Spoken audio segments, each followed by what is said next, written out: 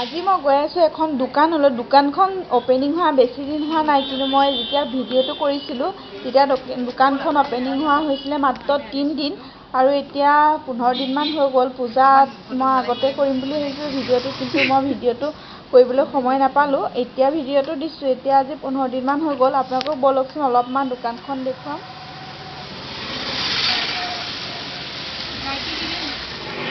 আজি আহিছোঁ মই, এয়া মোৰ লগৰ হয়, লগতে বৌ, বান্ধৱী বৌ, এয়া বৌ হয়, ডাঙৰ বৌ। অকণমান আপোনালোকৰ দোকানখন দেখুৱাই দিছোঁ। ধুনীয়াকৈ সজোৱা দোকানখন মই আপোনালোকক অলপমান দেখাই লওঁ প্ৰথমতে।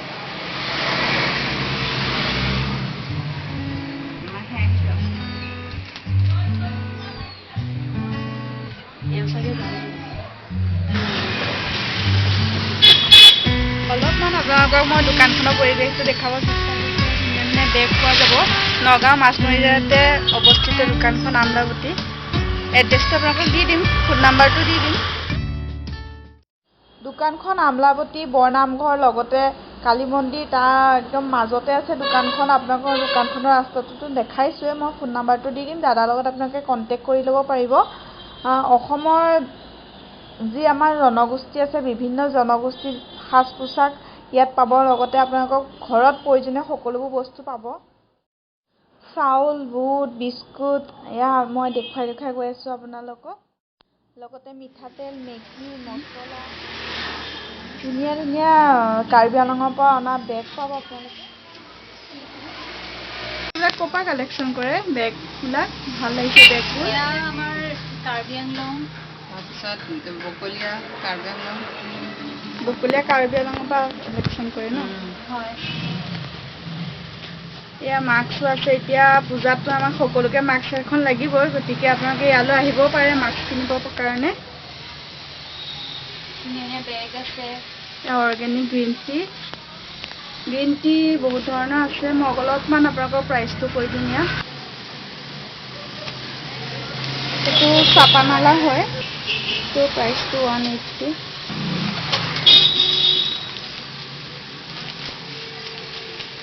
ইয়াত আপোনালোকে পাব এটা অদ্ভুত ধৰণৰ চাহপাত, যিটো চাহপাতত আপোনালোকৰ চাহপাতটো আছে ঘৰুৱাভাৱে প্ৰস্তুতি, লগতে তাত অৰ্গেনিক ব্লু টি। ইয়াত কি আছে?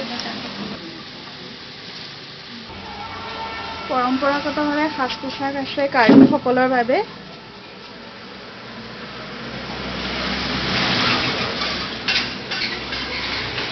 পানী মেটেকা, এইকেইটা পানী মেটেকাৰ হয়, আৰু এইটো হয় পানী মেটেকাৰ হয় ন? আৰু সেইটো আছে পানী মেটেকাৰ। আৰু ইয়াত সৰু সৰু, এইটো চিনি পাইছেনে বাৰু আপোনালোকে? জাকৈ, খালৈ।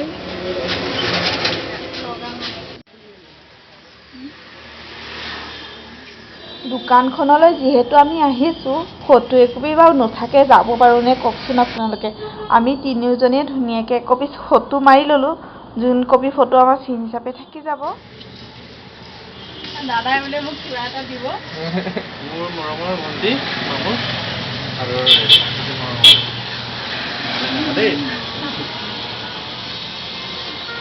আজি ইউটিউব ফালিব। আৰু আমাৰ কাকিৰ ভাইটি ভূপেন। এনেকে দি দিওঁ, তাৰপিছতে এখন কাৰ্বি আকৌ দেই। এতিয়া যাব ওলাইছোঁ দাদাৰ পৰা বিদায় লৈছোঁ, বৌহঁতৰ পৰা লৈছোঁ। এয়া মোৰ বন্ধু সঠিক বৌ, আজিৰ পৰা বৌ বুলিয়ে মাতিম। জংক পংক, এইটো আমাৰ জংক পংক দেই, জংক পংক।